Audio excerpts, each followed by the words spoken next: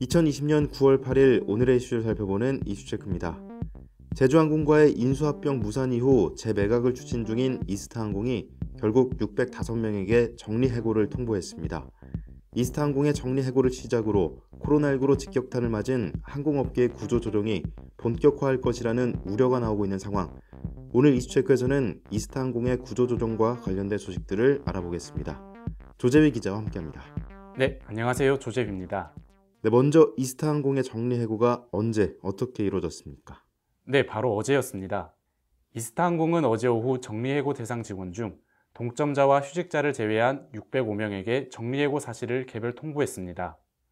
이들의 정리해고 시점은 10월 14일로 내용 증명 등기 발송 등의 절차를 고려해 당초 예정일인 6일보다 일주일가량 늦춰졌습니다.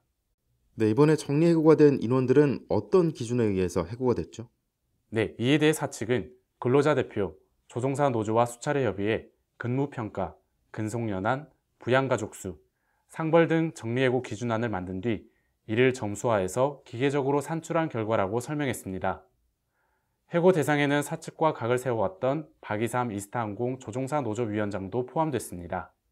네, 해고가 된 인원 이외에 남은 인원들은 어떤 기준으로 또 남게 됐습니까? 국제선, 국내선을 셧다운한 올해 3월 말 1680명가량이던 직원수는 제주항공 매각 추진과 불발 이후까지 이어진 계약 해지, 권고사직, 희망퇴직 등으로 이스타항공에 남은 직원은 총 590명이 되는데요.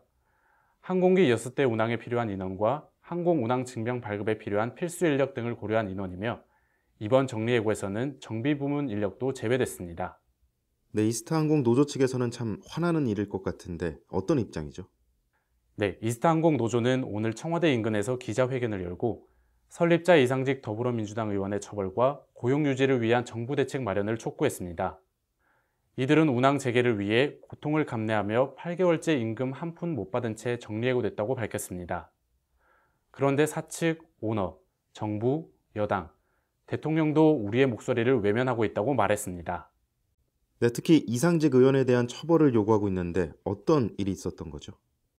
네, 노조 측은 실질적인 오너인 이상직 더불어민주당 의원의 재산이 212억 원이 넘지만 파산 위기에 직면하자 경영에서 손댔다면서 무책임으로 일관하고 있다고 주장하고 있습니다. 그리고 이 의원은 이스타항공을 통해 막대한 재산을 축적했으면서도 회사의 회생과 노동자들의 생존권을 위해서는 어떠한 책임도 지지 않고 있다고 비판하고 있는 상황입니다. 네, 마지막으로 이번 정리해고 사태에 대한 이스타항공 측의 입장 어떻습니까? 네, 최종구 이스타항공 대표이사는 사내 게시판을 통해 이번 인력 조정은 임직원들의 생존권 사수를 위해 경영진이 선택한 최후의 선택으로 살기 위해 이 길을 택해야 했다며 정리해고 배경을 설명했습니다.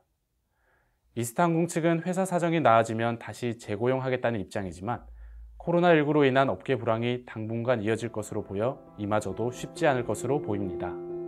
네, 이처럼 끝내 정리해고를 선택한 이스타항공. 코로나19 사태가 장기화하면서 위기를 겪고 있는 항공사들 역시 법정 관리에 들어가면 인력 구조조정이 불가피할 것으로 보입니다. 하루빨리 현실적인 대안을 마련해 칼바람이 부는 항공업계에 따뜻한 훈풍이 불 수 있기를 기대해봅니다. 이슈체크였습니다.